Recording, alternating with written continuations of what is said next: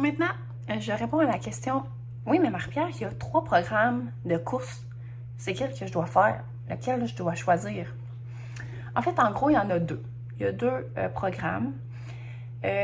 Puis à ça, j'ai ajouté un autre petit programme qui est juste sur 2 semaines. C'est un programme d'introduction. OK?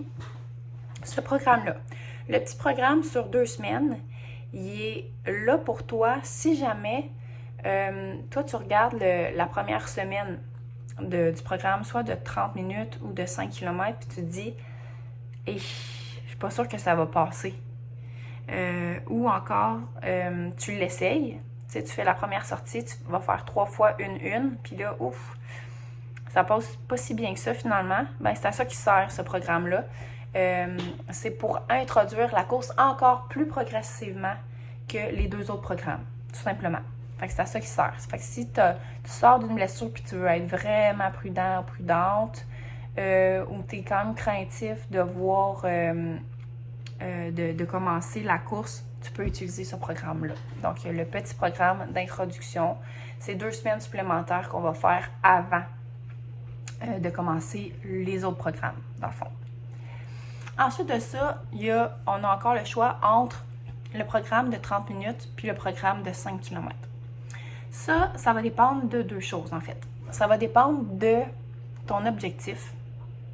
Ton objectif, toi, dans le fond, c'est de courir environ 30 minutes, de progresser en course à pied tranquillement, ou tu vises vraiment faire le 5 km de course au H2O. OK? En gros, il y a de ça que ça dépend. Ensuite de ça, ça dépend aussi de ta vitesse de course. OK? Si tu as quand même de l'expérience, toi, à la course, puis tu te dis, regarde, moi, je pense que le 5 km, là, je vais le faire comme en 30 minutes, là, je suis pas mal sûre que je le fais, qui est fait, là.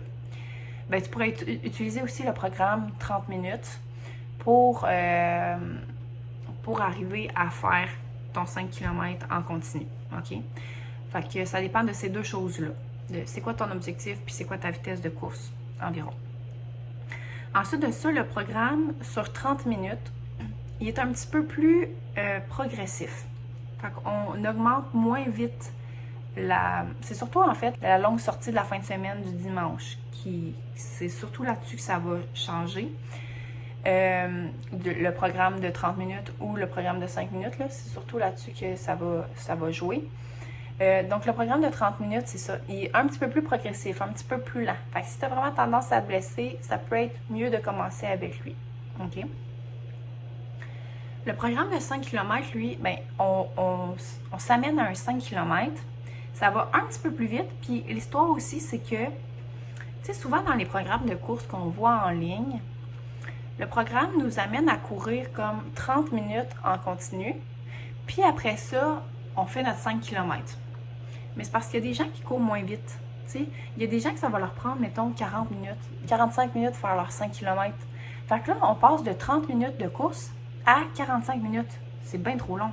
C'est sûr que tu vas te blesser à ton 5 km. Fait que ce programme-là, il est monté avec cette optique-là. On va accumuler un 37 minutes de course avant le 5 km, avant la sortie du 5 km. Fait que là, si ça prend 45 minutes, c'est plus raisonnable là, comme bon. Fait que tu as beaucoup moins de risques à ce moment-là de te blesser quand tu vas faire ton 5 km officiel.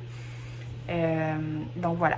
Fait que c'est ça la grosse différence entre ces 2 gros programmes-là, le 30 minutes puis le 5 km. J'espère que ça t'aide à choisir le programme qui te convient le mieux. Si tu as des questions par rapport à ça, tu n'hésites pas, ça va me faire plaisir de t'aider. Donc, dans les prochains modules, tu pourras retrouver ton programme de course, ton programme d'abdominaux et tes exercices fondamentaux. Ça commence! À bientôt!